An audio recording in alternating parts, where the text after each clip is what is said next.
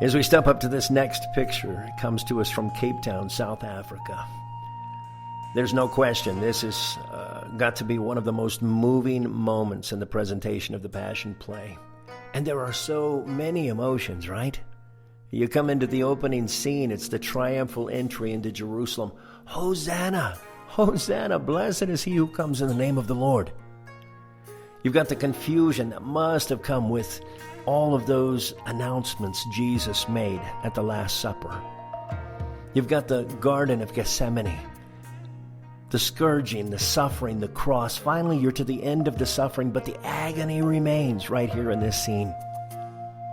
As we consider life without Jesus, we're just moments away from going to the empty tomb. We're just moments away from the good news he's alive, but we're not quite there yet.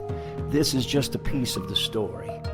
And that has been one of the learning experiences for us with the ministry of the Passion Play. As we travel around, you have a tendency sometimes to think, well, this is what's going on. We're just one little piece of what God is doing in all of the world. In our first trip to South Africa, we met a pastor there by the name of Nanda Govender. He was a missionary from India to South Africa, working in a community called Wallasdene. Those are called townships in South Africa, also known in a more derogatory term as squatter villages.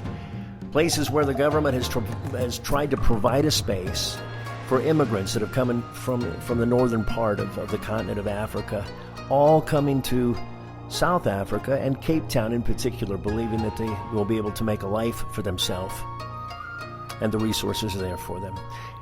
The living conditions in those areas is just desperate. That's where Pastor Nanda was working. I met him in the first trip we took, kind of our setup trip for the Passion Play.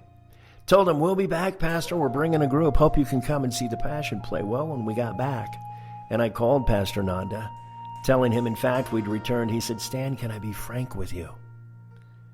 I don't need a Passion Play.